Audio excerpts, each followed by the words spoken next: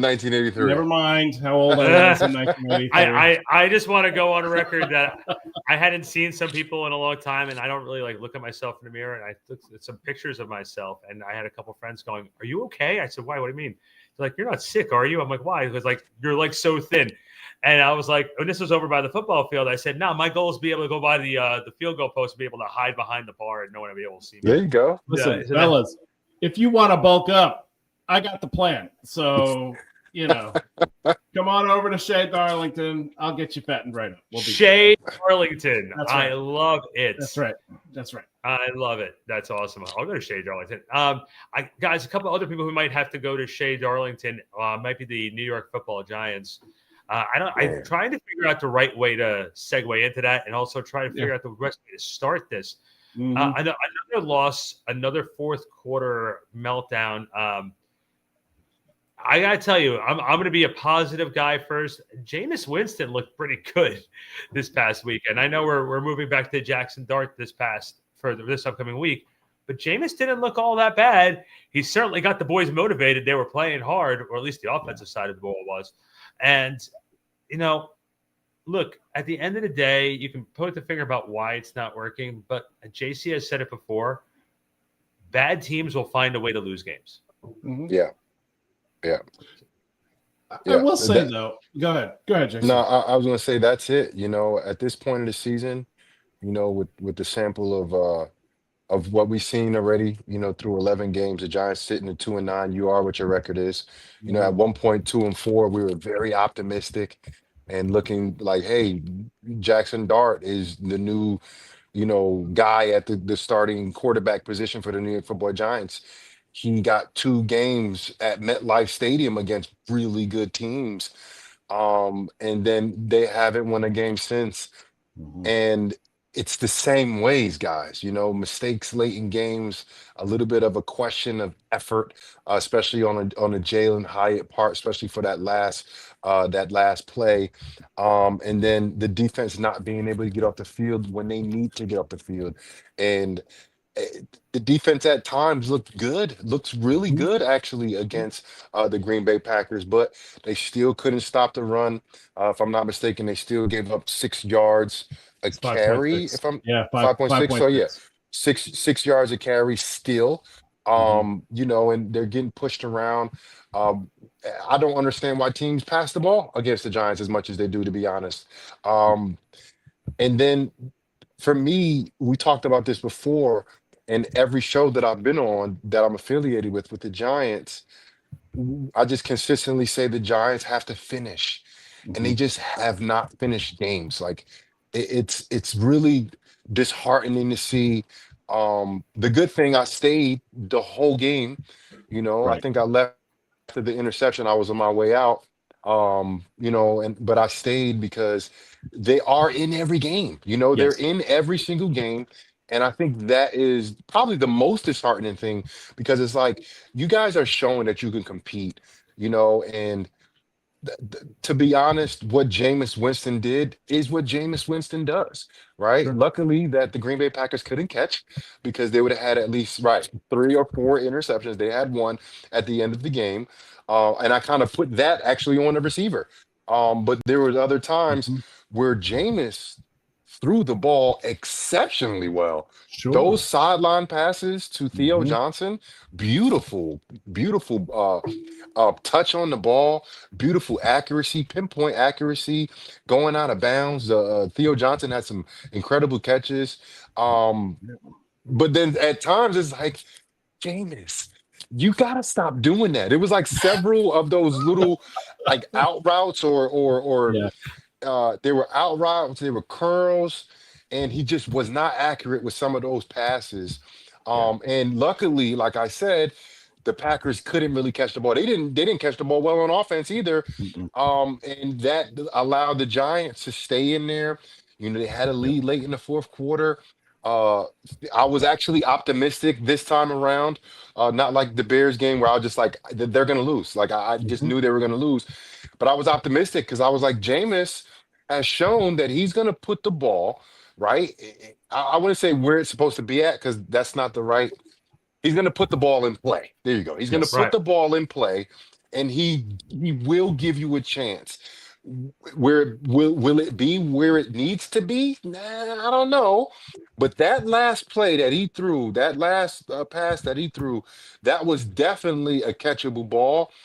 And Jalen Hyatt, and look, you're not gonna hear me publicly criticizing any of these players and talk about, if they deserve to be in the NFL. But guys, he's not active, right? Yeah. And then when he is active, we are seeing the same thing from him. We are seeing him not be competitive for footballs that are his footballs. When the quarterback throws the ball, it is no longer the quarterback's football. It is the receivers. And a couple weeks ago, we saw Gunnar Olszewski go ahead and stop an interception from happening. The DB had the ball in his hands, secured in the end zone for a touchback. Gunnar Olszewski played defensive back. I'm not even asking him to do that. Just don't allow them to catch balls that are intended for you. Yeah. Please make the effort that is required to play in the NFL. And he just has not shown that effort on a consistent basis. And at this point, it's like, why are we still playing him? And I hate to be so critical, but come on, he is almost detrimental to the team right now. I can't. If Isaiah Hodgins had been in that position and running that route, he had a phenomenal game. he really did. Big plays. And so that drums up a number of questions about why the fuck he was not on the team in the last 7 or 8 weeks. But anyway, that's a different topic. I mean, at the end of the day, Jalen Hyatt has to play football as though he expects to be elite at the game. He has to play the game like he expects to get the football every time, and that's what's going to drive him to be in the place that he needs to be in when the football comes his way. If he had not given up on that route, and I still don't know. I'm not in the huddle. I don't know if he thought it was supposed to be an in and it ended up being a flag. I don't know what. No. You think it was just that it was a flag route? We said it was a flag route. He gave up on it. Okay, so then the DB had a good break on it, but this is where you're supposed to be. This is the thing. When you know where you're going, right, and you have a vertical stem like that, there's only 2 ways you can go. You can go in or out. That is it. Yeah. And he kind of premeditated that he was going out. There's so many different ways to stem that guy to make him believe you're going in. There's so many ways to do it. I don't have to explain it to Hyatt. He knows that. Yeah. He's in the league. Yeah. What are we doing here? Even still, he had the inside on the guy, right? Even if he does break out and he does do the flag route like he's expected to do, he's got inside leverage on the guy. He goes up, he gets the ball. He's got an automatic advantage on catching that football. So he's just not where he's supposed to be when he's supposed to be there. And the one thing that made him valuable when he was in college, and the one thing that everybody said it was going to make him valuable in the NFL, was taking the top off of the defense, and he's just not been able to do that. He's, for whatever reason, he's just not been able to do that. But what I did, go ahead. No, I was going to say his rookie season, he was beloved because of his speed. Yeah. And he has not been able to get himself back on the field. And look, I'm going to call it the way it is. I'm going to call it the way I see it. You know, everyone keeps on asking him why Hyatt and pronouns, pal. Why Jalen Hyatt and Evan Neal have not been able to see the field. Look, Evan Neal just got put on the injured reserve list because he just got hurt in practice. Yeah, pulled a hammy at practice. Yep. Okay. So, look, Jalen Hyatt, for whatever the reason is, they cannot figure out why it's not translating for him. He's not good enough, guys. That's what it comes down to. He's not good enough. He's shown it. Like, it's not like he hasn't been out there on the field. You know, like, we've seen him play, guys. How many times have we talked about him on this show alone? And the thing is, he hasn't even played a lot. So the small sample size that he has, he's not a guy that's selling out to get these type of plays to show that he deserves to not only be in his team, but to be in the NFL. Yeah. You know, like Evan Neal, I feel like the same way. Like, he had spot showings last year and he didn't look that good, especially in passing situations. He was on the ground like we've seen prior to that, moving it to guard. Was he active at all this year? Yeah, he was active for 2 games. He was active in 2 games? Yeah, 2 games. Barely got any plays though, right? Yeah. Did he get in the game at all? He got no time. No. No. It's just look. I think the proof is in the pudding. Like first year, maybe even second year. These guys are not first, second year guys. These guys have been in the league for an extensive period of time. They're basically veterans, Mhm. and if I'm not mistaken, they're receiving their pension already. They hit that mark that they're already receiving their pension. They are veterans, and they're Mhm. playing the way they're playing. But let's shift it over to, I think, a more positive note, because Jameis, I go like this with his play. I'm not doing 6-7, but his play was like this. His play was like this because he threw some amazing passes, but Sure. then he also threw some errant passes, Yeah. right? That is the Jameis Winston experience. Yeah. Ryan, we've been talking about this for months, ever since they signed him. We already knew that that's the type of ball that we were going to see Yeah. from him. He has a Jameis gonna willingness. Jameis. Yes, he Oh has a yeah. willingness to throw the ball downfield with Yeah. short-term memory, with I don't give a fuck what happened the Mhm. play before. I'm going to Mhm. throw the ball in windows because I think I can get it in there. And you have Sure. to respect the game. I Yeah. love what he said after the game. Maybe it was on Monday, and they asked him about something about him waiting. And he said, I wasn't waiting, I was preparing. Mm. I love Jameis Winston. I Mhm. I No, love him. he The he says the first right drive, things. they set the tempo, literally the tempo of the drive. They were fast tempo. They had a lot of physicality. They established a run. They were running on first down and second down. Yes. And they weren't Yes. getting big chunks, guys. They were Yep. getting 2, 3, 4 yards here Yeah. and there. Both Singletary and Tyrone Yeah. Tracy, they were both doing it. The offensive line looked very physical. Yes. Jameis, he was decisive. Mhm. No penalties on behalf of the quarterback operations. So that's very, very promising that you can see. And I know there's some people out there saying that Jackson Dart shouldn't start because, keep his health and, let him survive the year. That's all boo-boo. But until he's actually healthy to play again, I love Jameis Winston as the leader on the field of this offense because he gets it done. Now, if the Green Bay Packers can catch, we'll be having a whole different conversation because he'll be up at least at 3 interceptions, maybe 4, and Mhm. that'll be a whole different, conversation, and the score would have looked a lot more lopsided. Yep. But things happened the way they happened. The Giants had a chance to win at the end, and that was because of the execution of their offense. And they actually scored the points to go ahead in the fourth quarter to get the Again, lead, and the defense couldn't hang on again. 123 points surrendered by this defense in the fourth quarter of all of the games that we've played this year.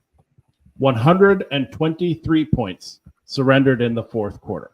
That's it. So that tells the story right there. I mean, the one thing that I did feel, somewhat positive about is that, like you said, I mean, Jameis is going to Jameis, and he's going to get people to follow his lead. He's going to get people to go where he wants them to go because they love him and they want to play for him. I love him. I want to play for him. I hope he's a part of the Giants organization for years and years to come.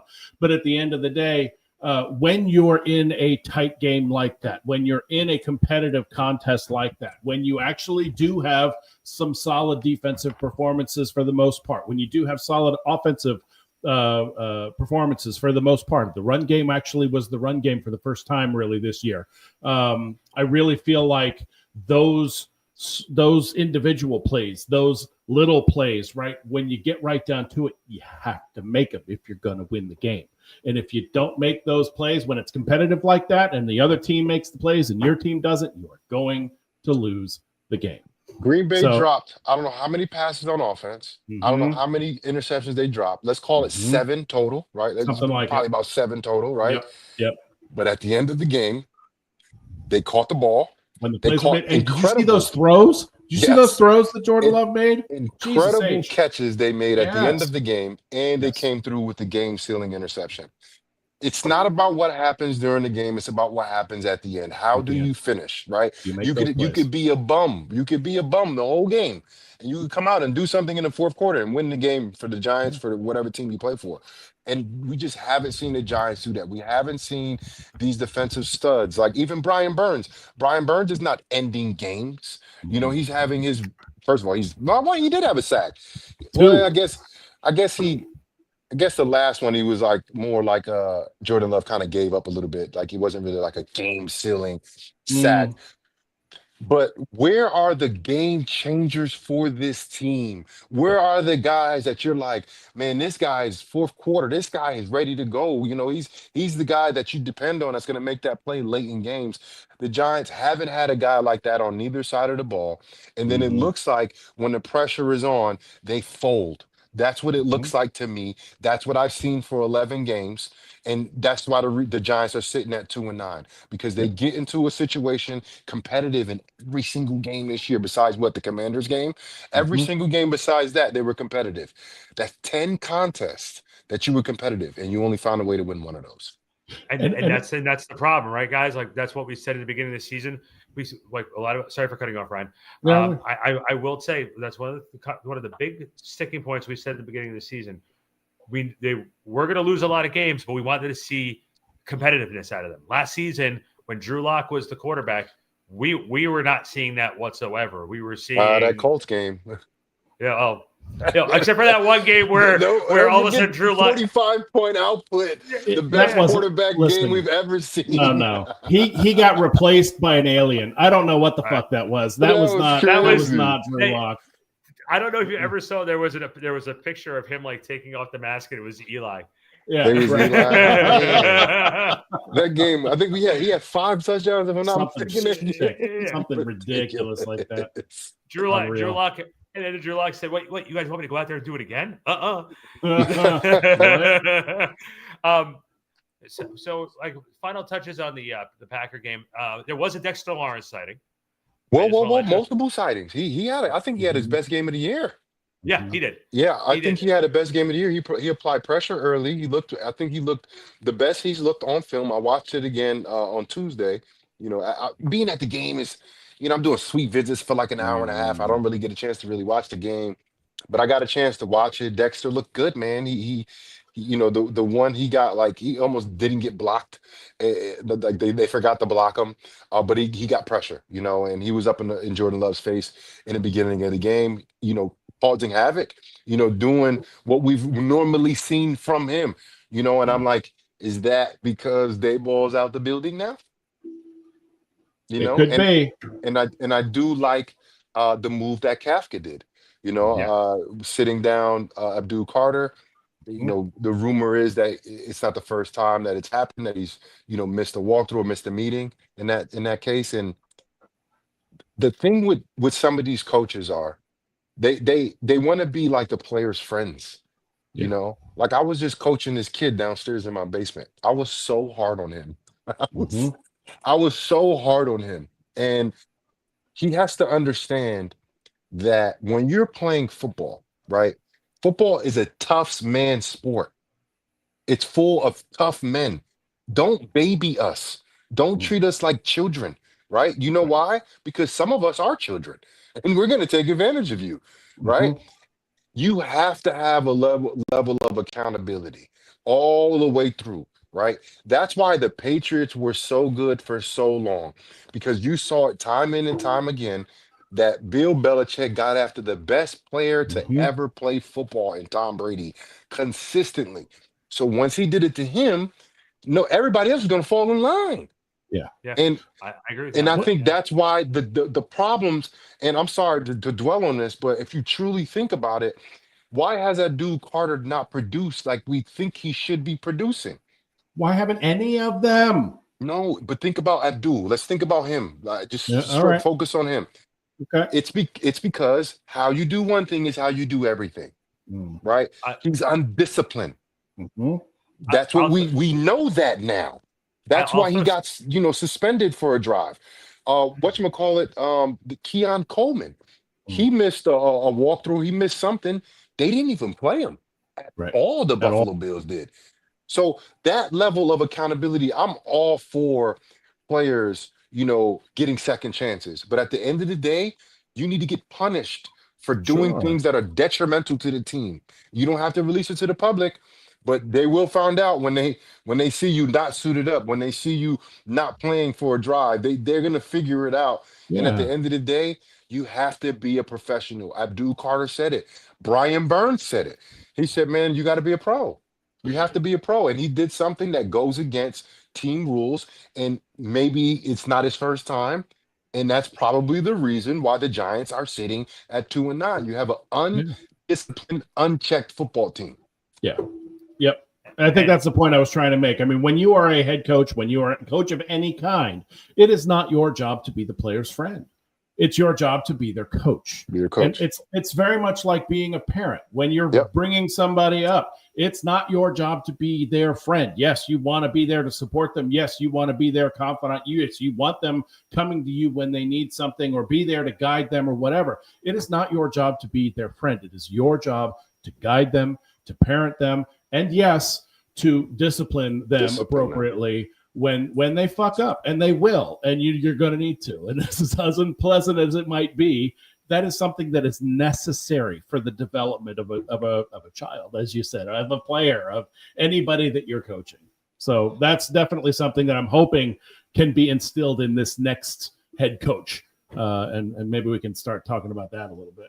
I will throw something else out there too. You want to talk about one of the problems with Abdul Carter is when you have everybody from coaches, players, and everybody else around him telling him how great he is and how much of a future star he is. Of course, he's going to walk around and think that his poop don't stink. That's the best analogy I can come up with. I was going to say something else, but I apologize for that now. But I think that at the end of the day, look, he came highly touted out of Penn State. Mm-hmm. And when you have people constantly blowing smoke up your ass and telling you how amazing you are, you're going to walk around with a sense of entitlement. And especially I'm sorry, I'll let you go. Especially when your teammates are all going to the media telling everybody how special you're going to be, that all of a sudden is going to start putting you in a way, in a mind frame of I can't be touched. Yeah. And who can bring him down a little bit? Coaches can. Sure. The coaches can, because they're responsible for your playing time. Yep. JC, we're in a different society now because of how much money these guys make. And it doesn't matter. That doesn't matter. Right. Matter. But I'm guys saying get benched all the time. Look at Kirk Cousins, right? Look at Kirk Cousins. Kirk Cousins got paid all that money. They put him in for they thought was a better player, right? Mm-hmm. Of course, Kirk Cousins. He's Kirk Cousins, right? But the money stuff, that shit don't matter, bro. When it comes down to playing. Yeah, you want to play him early, but if he's not producing and he's being undisciplined, then you don't play him as much. But if you look at he has no NBA, numbers to support him playing as much as he's playing. You know what I mean? And I'm not saying like he shouldn't play. I'm not saying that. But if there's a direct correlation to how you are off the field, that's how you are on the field. Right. If you're a guy that's late, if you're a guy that's missing meetings, if you don't know what you're doing, it will show up on the field. And I think you want to know why his numbers are so low? Because he's playing undisciplined, because he's an undisciplined player. Right. There has to be that, and he has to be held accountable. He has to be. I will say this. I'm going to use the NBA as an example. I know it's not the same in the NFL, but you know as much as I do that if it comes down to a player versus the coach, the player is going to win.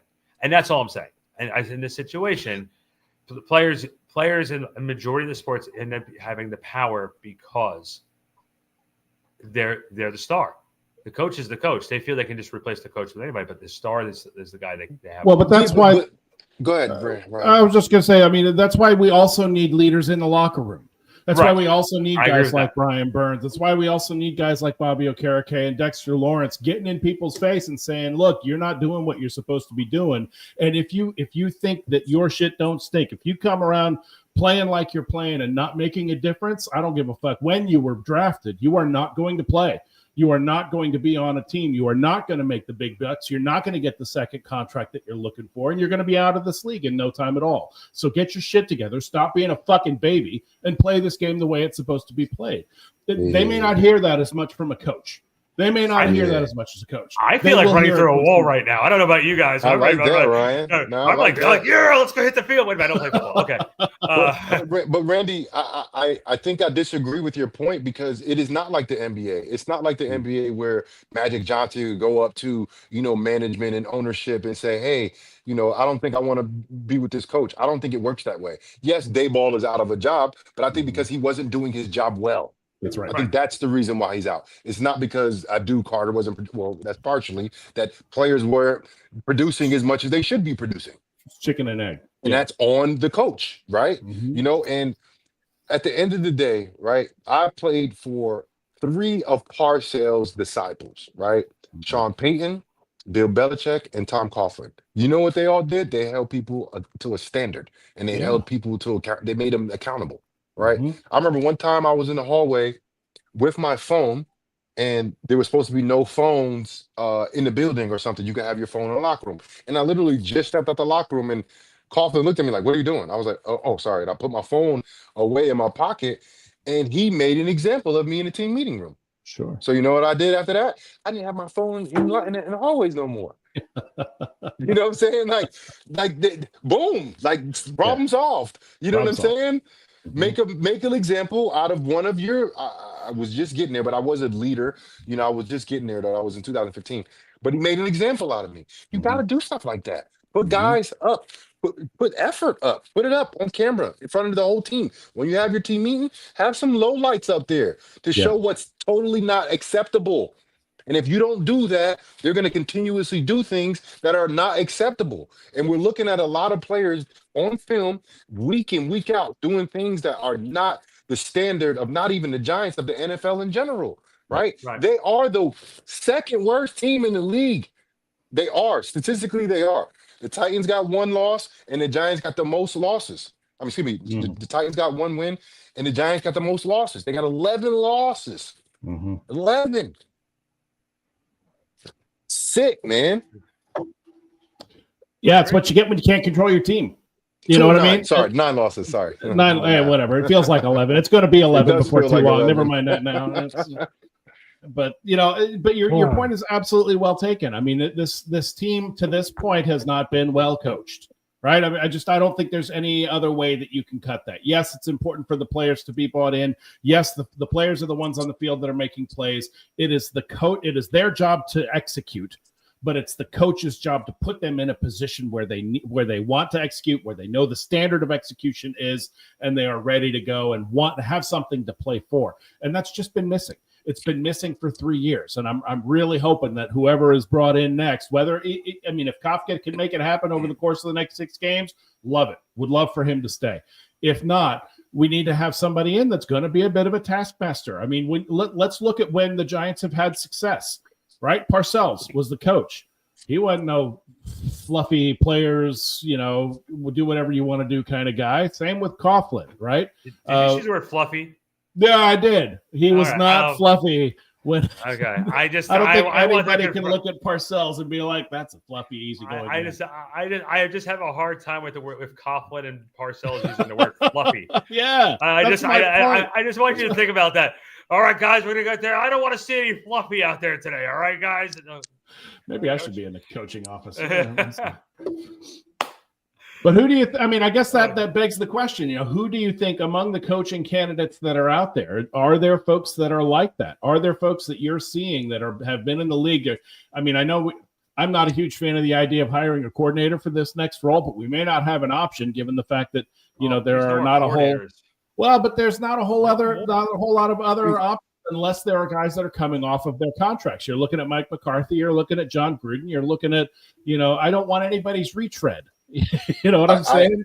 I want to see how this season plays out. I do like what Kafka did with Abdul Carter. I like how he handled that situation. I like how he speaks to the media. Yeah. He's won very well so far with that. Yeah. He's not Dayball. Right. He's not Dayball, and that's a good thing. When I say it's a good thing, that means he's an individual. Right. Yeah. He is trying to put his stamp on his team. And I think we will see as the season goes on if the effort is there. I'll tell you what, it's so difficult to be at this point in the season. And I just saw it on TV the other day. They have a 0% chance of making the playoffs. Zero. No, it's 1%. The 1%? 1% chance. So you're saying there's a chance. Titans, right? The Titans are, I think, the only team with a 0% chance. The Giants have a 1% chance of making, and I'm not thinking of the playoffs. As a player, you shouldn't be trying to think of the playoffs because that's like it ain't happening. You should be thinking about your job. Yep. You should be thinking about your career.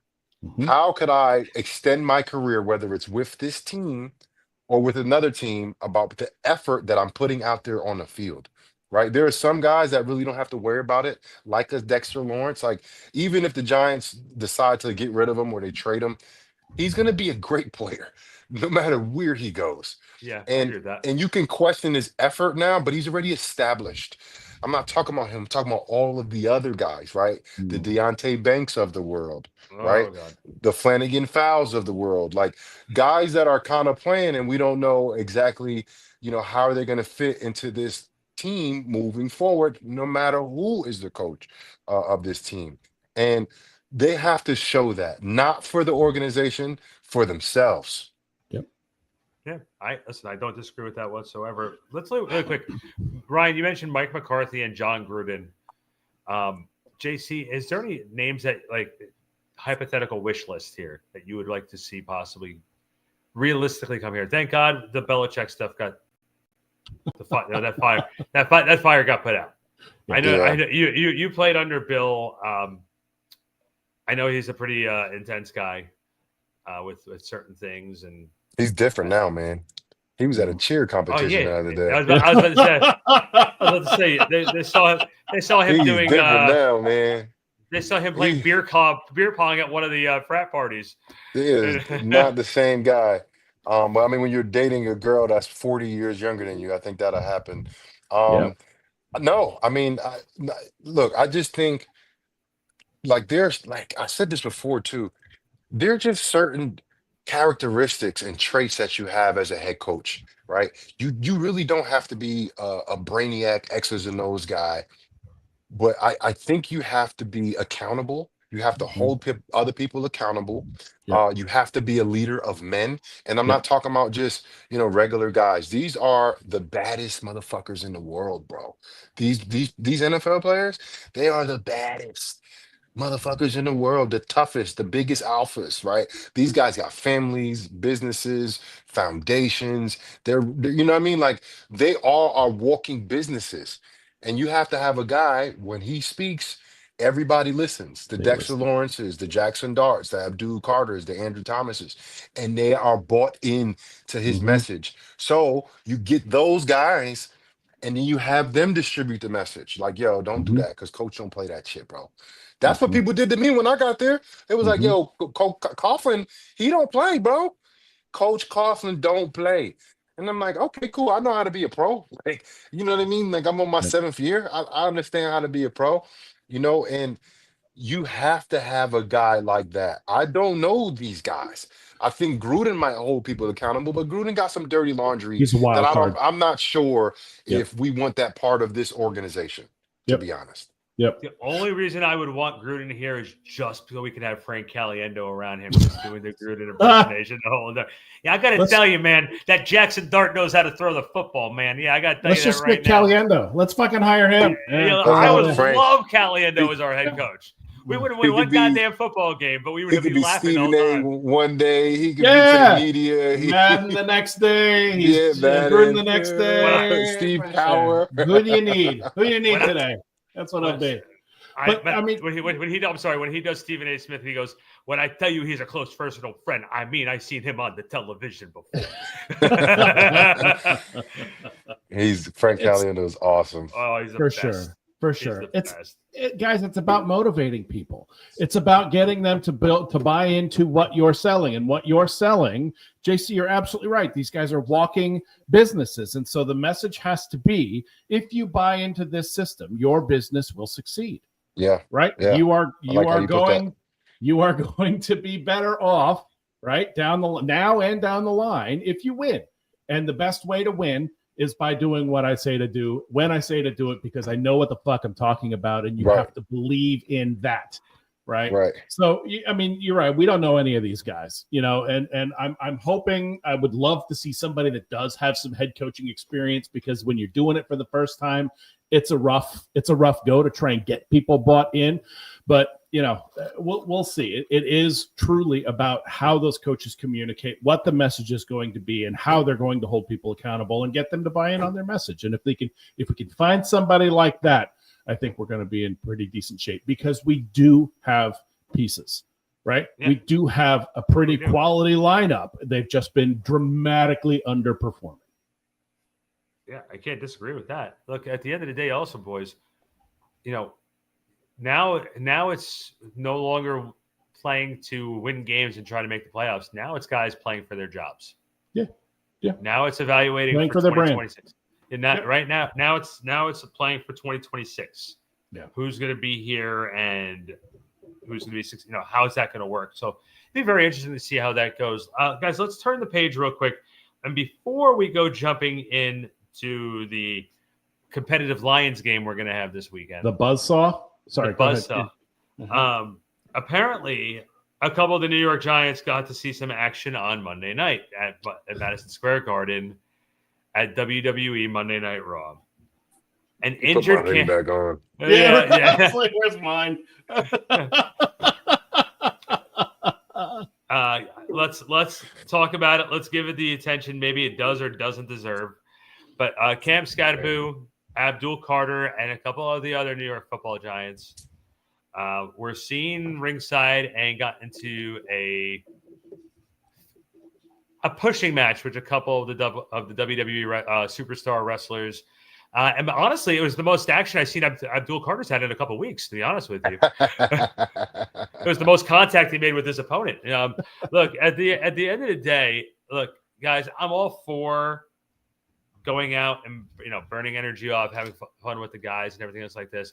But if you're Cam Skattebo, you got to be a little smarter than this too.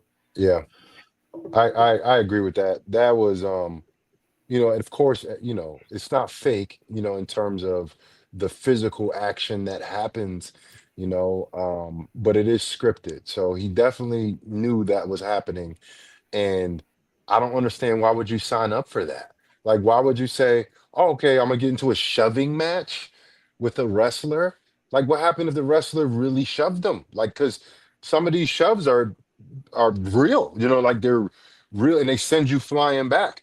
Of course, there's a little bit exaggeration, but these guys are very strong and powerful guys, and there's no way that Cam Skattebo could predict what's going to happen on game. There's a reason why you're on IR, bro, because you can't do anything physically. You can't perform. So you shouldn't be performing at all in any type of way. And to have the public to see it, like, I just don't think that's smart. Abdul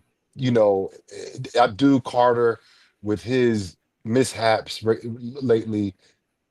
Look, I'm all for guys going out. I went to Knicks games and sat front row when we weren't doing that hot. But the physical thing with Skattebo, that was the thing. It's like, yeah, of course he's in the boot, but like, a little pressure in the wrong spot. Like, he had one of the worst injuries we've ever seen, and you step on that thing the wrong way, man. That joint's gonna snap back again. And I just don't think that was a smart decision, man. And you got to be smarter than that too. And I'm wondering who's advising them to say this is a good idea.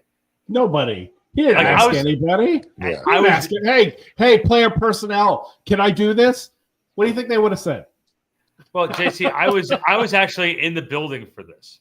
Yeah, I was there. I heard you talking about it earlier. You were there, yeah. Huh? Mm-hmm. And when this happened, my first thought was like, and people didn't understand around me why I was like, don't do that. No. We need him. Okay. Like, take the guy in the back who doesn't play. Come on, let's go. I'm okay with that. I mean, Jackson Dart, I'm glad he wasn't there. Oh, with him being on the concussion list headbutting everybody left, right. You better believe if Skattebo was there, Dart got the invitation as well. And look, I love wrestling, man. I grew up on that shit, man, and watching the Undertaker and Stone Cold, Junkyard Dog. Man. I love that. I love that stuff, man. And there's a time and place for everything. At the end of the day, bro, you can't put yourself in harm's way. And do things that are, you're supposed to be, at the crib, like, and not look, I'm not saying that they shouldn't have been there, but you definitely don't get into a physical, you don't sign up for that. You don't sign up for something like that, bro. And not only that, if you want to hear about how much it was sort of set up, no more than a couple hours after this happened, WWE released Cam Skattebo wrestling merchandise. Mm-hmm. So he's getting a piece of that. He's getting a piece of that too. So guys, we were just talking about how you're a walking business. You're a and there it walking is. business. This is a brand. This is his brand, and it's an opportunity for him to make some money and have some fun. I have a completely different view on this than you guys. I've got a very unpopular opinion about this whole thing. But, at the end of the day, I definitely feel I hear what you're saying. The guy is in a boot, right? The guy's ankle is protected. And the one thing that we can all say about WWE, even though some of the physicality is real, it is scripted. And so you saw Cam Skattebo shoving the wrestler. You didn't really see the wrestler shoving Cam Skattebo, right? And there's a reason for that, right? And I guarantee you 95%, the 95% that were like, holy shit, don't get hurt again, right? Everybody else was like, fucking awesome. He got into a fight with the wrestlers, right? I mean, he is 100% able to go out and have fun and blow off steam and be as physical as he can be in a position. Wait, I'm not done. He can do it in a way that's not likely to get him hurt again. Right. And I guarantee you, everybody's going to say, listen, he needs to stay away from all of that stuff. He needs to be completely risk averse. He needs to just be, but he's not in a bubble. You can't put the guy in a bubble. You can't. I want to put him in a bubble. I know you want to, but that's not realistic. Randy, that's not realistic. This is Cam Skattebo. This is crayon eating, telephone pole bashing Cam Skattebo. You're not going to put him in a bubble and have him happy. You need him to be happy, and in order to do that, he needs to be able to blow off some steam. If you can get him to do it in a way that's going to be popular with everybody else and help him build his brand and still be relatively safe, I'm not as big of a deal. I don't think it's as big of a deal. I'm putting him in a pod where there's like a little thing where you can put the food and water in. Until your ankle is fully healed, you're not leaving the pod. What do you think that's going to do to the man? Do you think he's going to be the same guy when he comes out of that? No. I don't think he will. No. He's going to be Aaron Rodgers. Yeah. And we don't want Aaron Rodgers. We want Cam Skattebo. You could be Aaron Rodgers and walk around. Cam's going to listen. Jameis going to Jameis. Cam's going to Cam. Yeah. Listen.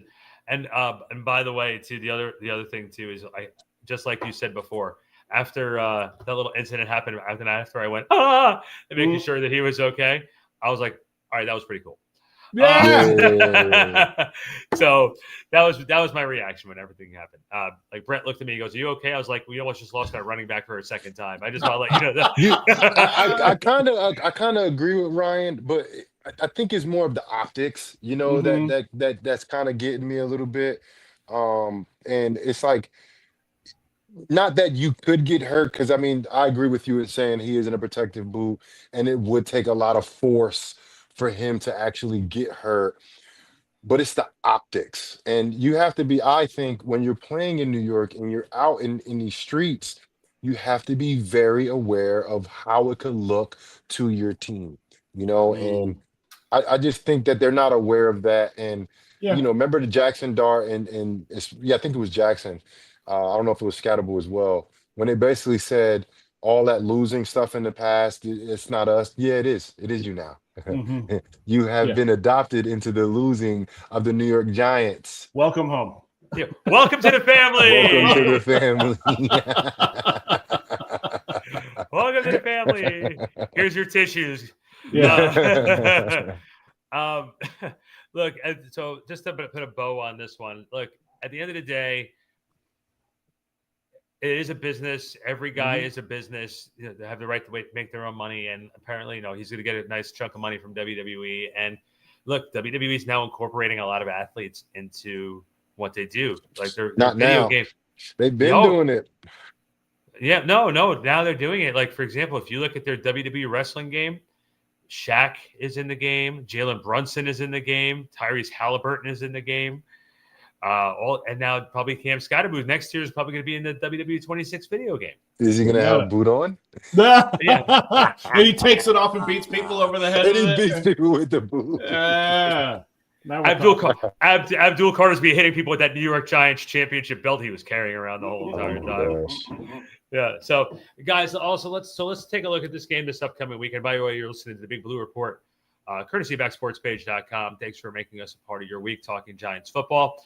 Guys, we have the Detroit Lions, who I don't want to say are on cruise control. They are definitely one of the, if not the class of the NFC, one of the top teams of the NFC. And they've been very quietly consistent this year. They didn't look good the other night. They did not. They did not look good the other night, but compared to what we've seen from the rest of the season with them, I do not look at what happened this past weekend as the norm for them. Well, I mean, Randy, they have lost the last 3 out of 5, bro. Yeah. You know, they got the Chiefs back on in October, and then they lost to Minnesota 27-24. They've been win-loss over the last 6 weeks. And they're not as, because at one point of the season, you know, they lost to Green Bay to open up the season, 52-21 over Chicago, 38, 34, 37. Like, at one point, I'm like, holy shit. Yeah. Nobody could keep up with the Lions. Yep. And then they played the Chiefs, who are favored this weekend against the Colts, which is crazy. But the Chiefs are the Chiefs, and they can pretty much beat anybody when Mahomes can do the things that he does. But this team is not as impenetrable as we think they are. I think they have some faults. I think when Jared Goff gets pressure on him, he doesn't look like the great quarterback that he is. I do think he's a great quarterback because when he has a clean pocket, he's an 80% completion percentage guy. Sure. When he has a clean pocket, when he can sit down in that pocket and throw the football around, they have probably the best all-around skill players in all of the NFL. Talk about a Sonic and Knuckles with Gibbs and Montgomery. You talk about Amon-Ra St. Brown, Williams, that he has. He's one of the fastest guys in the NFL. Sam Laporta, he is a top tight end in the NFL, and their O-line is solid, and they pretty much run the ball at will against anybody. Sure. So this team, when they get rolling, they can drop 50. They can do that. But you have to be able to get to Jared Goff. You have to be able to fluster him. I've never seen him play the way he did last week against the Eagles. He looked horrible. Uncomfortable. He was so shaken late in that game. Even when he did have a clean pocket, he couldn't complete a pass. He was like a 37% completion percentage. I don't think that's happening again. But if you fluster him, you can see a guy that has played lights out most of the year this year. You can see him drop down to being an average quarterback. And that is a lot to say for a team that has dropped over 35 points multiple times this year. On good defenses. Yeah, I look at them also I don't want to say last year they came out of nowhere, but you know, sometimes teams, when they're used to being a terrible franchise, some teams sort of, I don't want to say there's no such thing as a given win in the NFL, but sometimes take for granted. And JC, I know it's not from the player perspective, but from the perspective that I've always had is sometimes you just go into a team just to play against a team, and you just don't expect them to, you don't play up to the level. Like the Lions are a good team. We saw that last year, maybe the year before too, when they just missed the playoffs. But I think people were still looking at them last season as the same old Lions, and they came out. No, they made the playoffs the last 2 years. That was 3 years ago. That was 3 years ago. I think you're thinking about. I thought it was 2 years ago. I thought last year they made the playoffs. The year before they missed it on the last day. That was, either way, that was 3 years ago. Yeah, either way, they're building, right? Yeah, they're building exactly. Yeah, and so I look at them. I look at that team where teams just took their history of being a bad team for granted, and so that season where they started the last year or the year before, where they came out of nowhere, and they started not being the Lions anymore. They started being one of the top teams in the NFL. Yeah, you know what I mean? The key to this game is how they kind of see the Giants when they roll into town, right? I mean, it feels like it's either going to be a trap game or a get right game, right? Do they think that we have the ability to come and play them tough? Are they going to really want to? Are they going to want to prove it? Are they going to want to show that what we saw against the Eagles is not the Detroit Lions that they actually are? Or are they going to be like, oh, this is the fucking Giants. They're 2-9. They're fucking terrible, and we can run on them all day long. And I mean, we have the ability. We've seen it. We've seen it happen against the Chargers. We saw it happen against the fucking Eagles, right? We have the ability, especially with Jackson Dart at the helm, and maybe now with Kafka, there's a little bit of additional juice in there. There is a possibility.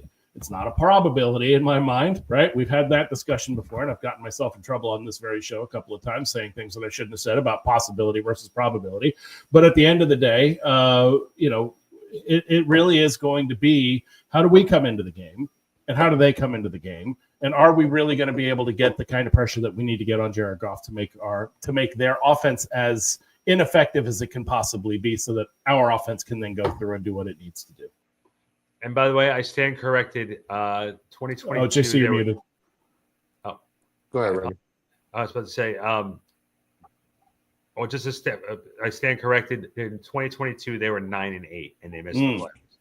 Yeah, So, yeah. The last they made it to NFC Championship in 2023. Yeah. And they lost to San Fran. That's why I was like, hold on, I don't. No, wait. But No, wait. when this team can run the football, Yeah. they're the best team in the NFL. Yeah, it's a problem. They're just as good as Buffalo. They're just as good as any team you could think about that can score points. They're that good, man, and they can run the ball for 200 yards. These running backs are incredible. Well, it's a good thing our strength is our run defense. Incredible. Yeah.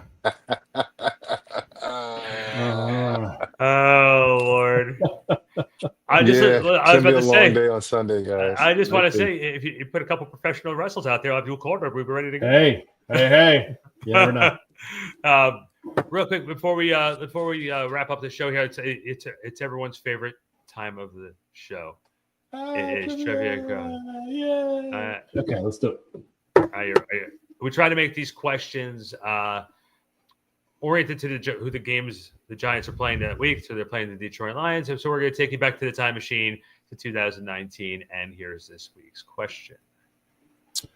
In the Giants' 35-14 win over the Detroit Lions during the 2019 season, which Giants defender sealed the game with a fourth quarter fumble return for a touchdown?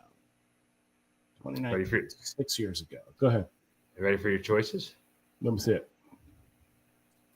There's your choices. Is it A, Jabril Peppers, B, Marcus Golden, C, Janoris Jenkins, or D, Leonard Williams?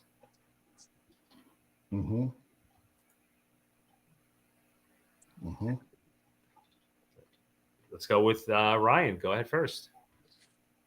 The question again, was it a fumble recovery or was it a turnover? Remind me. I read the damn thing. Sealed the game with a fourth quarter fumble return for a touchdown. Those are defensive guys, so it was a turnover. Yeah. Right. I was wondering. I couldn't remember if it was a pick or if it was a fumble return. I'm going to say it's the Jackrabbit. C, Janoris Jenkins. JC. I want to go Jackrabbit too, but I'm going to go B, Marcus Golden. That was my second guess. Okay. Well, the Randy answer was is disappointed. Marcus Golden scooped up the fourth quarter fumble and returned it in for a touchdown. They put the game out of reach for Detroit in 2019. So, JC, that's right, baby. Marcus Golden. Well done. So, because I was thinking that year, I was like, I think it was a linebacker. And then I saw the options, and I'm like, Marcus Golden's a linebacker, right? I'm thinking, is he? Yeah, I thought it was a linebacker. Oh, nice. Man. Well done. Solid work. And by the way, I just want to let you know that was the last time Giants won a road game. Anyway, so throwing that out there. I hope they're not going to watch that part of it. So, want to get credentialed for this week? Sorry, we haven't won any road games as yet on the show. Yeah. So with that being said, guys, so just to put a little bit of bow on it, it is Wednesday as we're recording this. Jackson Dart did return to practice this today. Is listed as questionable, and we will see how that pans out. Otherwise, it'll be Jameis ready to go. It'll be interesting to see how they come out this week. It's hard to win on the road in this league, JC. You know that. What's it like playing in Detroit in that stadium? You've been there. You've done it. Can you tell about the atmosphere in that stadium? Oh man, it's incredible over there, man. There, any dome, where your team is having success, it's loud, man. It's loud. Um, Man, I remember went up there. I was playing for the Patriots, and we had Revis, and it was like everybody was talking about Revis Island versus Megatron, right? Oh. Yo, we had Revis on him one on one. Mhm. First play of the game was like a slant, and he just dragged Revis for like 10 yards. And I was just like, we need to help him. Like, I Yeah. understand Revis is good, but that's Megatron, That's right. bro. Like, That's right. he goes against Optimus Prime on his off days. You know what That's I'm right. saying? What are And we wins talking half of about? those times. And wins. Yeah. Yeah, man. Mhm. Yeah, so it was super loud in Detroit. When I remember it being very loud. And they weren't even that good back Mhm. then, So the Giants definitely gonna have to be on a silent count. Let's see how that execution goes. I got a little bit more confidence in terms of Jameis Winston running the show on the road with all of the silent counts that they're probably gonna have, with all of the noise. Jameis played a lot of football in this league, and I think he was a rock star when it comes to navigating the offensive system that Kafka had for him last Sunday. So I hope Dart is healthy. First of all, I think he's a tremendous player. I don't know if I've said that before. If I did, I'm gonna say it again. I think Jackson Dart is tremendous. I think he's better than Jameis, and I don't even think it's close. Mhm. Because when they talk about Jameis Winston, we talk about his inaccuracy at times, right? Mhm. Times that he can be inaccurate. I haven't seen Jackson Dart put the ball in harm's way too many times, guys. I That's right. really haven't. He threw a pass that he didn't see a guy, right? He didn't Mhm. see a guy that we saw a couple weeks ago. Was that the Bears? No, what good game was that? It was The the Bears Chargers? when Olszewski No, the knocked the ball Broncos. out of his. No, the Yeah. Broncos. The Oh, it's the Broncos. The Broncos. Broncos. The Broncos. The late interception. Everybody's like, "Why didn't you run the ball?" Somebody's. Right? It was Yeah. that Yeah. game. But even that one, it was accurate. He just Yeah. he Mhm. just didn't see the linebacker. He doesn't really put the ball in harm's way, and I think he's actually pretty accurate throwing the football. He has a great deep ball. I think what Jameis struggled with this past week was those very close to the line of scrimmage routes, and he just wasn't putting them where they was exactly supposed to be. And we really don't have receivers that catch difficult passes. We just don't have guys that do that. Wandale Robinson is good for a drop or two a game. Sure. Yeah. And I like that the Giants have been competitive in every game. I don't think this is going to be a blowout because I do think they're going to be able to get to Jared Goff, and I do think they're going to fluster him a little bit. And I would like to see if Jameis is the starter to not put the ball in harm's way. But again, that's Jameis being Jameis, right? Yeah. No, it's true. It's true. And guys, I'm looking forward to watching the game and looking forward to seeing our guys improve. Yeah. Every what do we always tell the kids when we're coaching them? 1% better every single time. That's Yeah. it. So Well, that's it's how we another do it. game. It's another game under Kafka's system, and his whether he's calling plays or the other, the offensive coordinator's calling plays. It's still his system. It's still his show to run, and it's another game in that system. So I think guys will be a little bit more comfortable. I still think it's going to be a pretty tall order. Are we going to do scores, or are we just going to leave it up to the gods and say that's that? I'll do a prediction. Why not? Okay. Jason. 84-14. Oh no. Sorry. Yeah. That's actually, I'll go first this time around. I think it's going to be, I'm going to double it up 32-16. Mm-hmm. I just think that's just the Giants are still having a hard time scoring points, and Jackson, you can't expect Jackson Dart to run for 4 touchdowns. It's just not feasible. So I just think that getting enough points on the board to sort of hang with them, and as long as things are clicking in Detroit, 32-16 feels right. So, Ryan, feel free. Yeah, I think it's.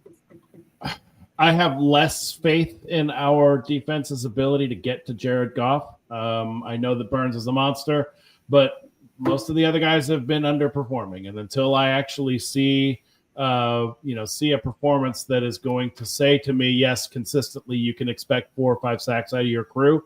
I just don't know that it's going to happen. And so at the end of the day, it's probably going to be pretty high scoring for them. If Jackson Dart plays, I think we're going to do better offensively than if Jameis plays. But I think it's still going to be. I think you're probably pretty close there, Randy. I'd say probably 31 to 24.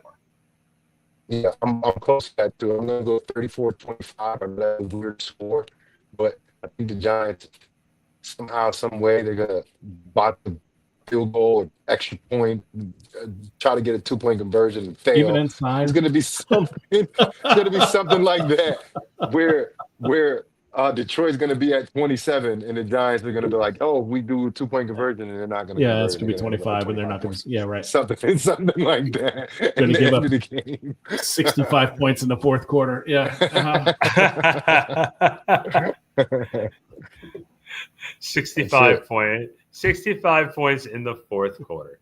But I wouldn't be surprised if it's like 52 to 12, like a weird score like that, something crazy like that. I lopsided. would not be surprised, because if they can't slow this rundown and Jared Goff is at 80% completion percentage, Yeah, we're like fucked. he has done.